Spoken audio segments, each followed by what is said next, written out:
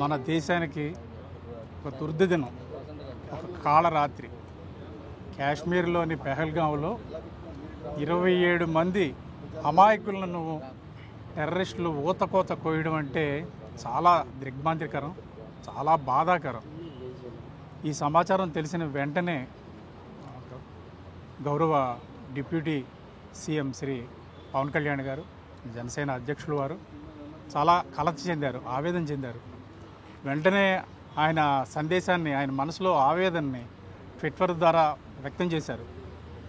ఈరోజు ఉదయం పార్టీ నాయకులు, శ్రేణులతో మాట్లాడుతూ మనం దేశం కోసం సంఘీభావం తెలపవలసిన సమయం ఇది.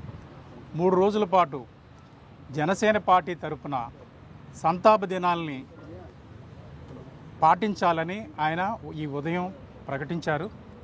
ఆ మేరకు ఈ ఉదయం పార్టీ కార్యాలయంలో పార్టీ పతాకాన్ని అవనతం చేశాము. సాయంత్రం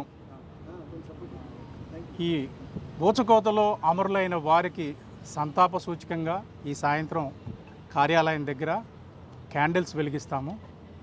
రాష్ట్ర వ్యాప్తంగా జనసేన కార్యాలయాలు ఎక్కడున్నాయో అన్ని చోట్ల, అన్ని ప్రాంతాల్లోనూ జనసేన నాయకులు, కార్యకర్తల ఇళ్ల మీద కూడా ఈ పార్టీ పతాకాన్ని ఈరోజు అవనతం చేయమని అధ్యక్షుల వారి ఆదేశం.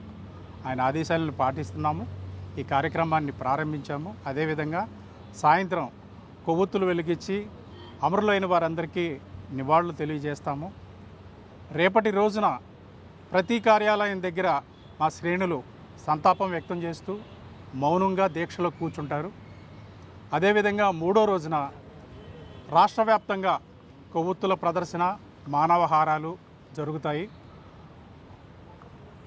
రాష్ట్రంలోని ఏదో ఒక నగరంలో, ఎంపిక చేసుకున్న నగరంలో పార్టీ అధ్యక్షుల వారు కూడా ఈ ప్రదర్శనలో చివరి రోజున పాల్గొంటారు.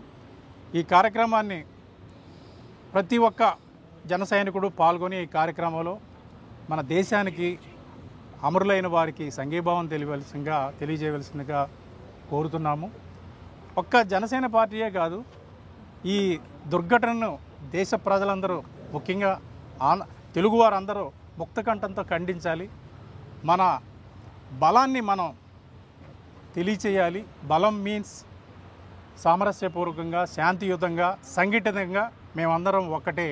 మా మీద ఏది దాడి జరిగినా మేము తీవ్రంగా ప్రతిఘటిస్తామనే ఒక సందేశాన్ని ముష్కరులకు తెలియచేయాలని అధ్యక్షుల వారు తెలియచేశారు. ఈ సందర్భంగా అమరులైన ప్రతి ఒక్కరికి, వారి కుటుంబానికి సంతాపం తెలియజేస్తూ వారికి తీవ్రమైన వారి ఆత్మకు శాంతి కలగాలని ఈ సందర్భంగా ప్రార్థిస్తున్నాము. ఒక్క నిమిషం మౌనం మీ ముందు పాటిస్తున్నాము.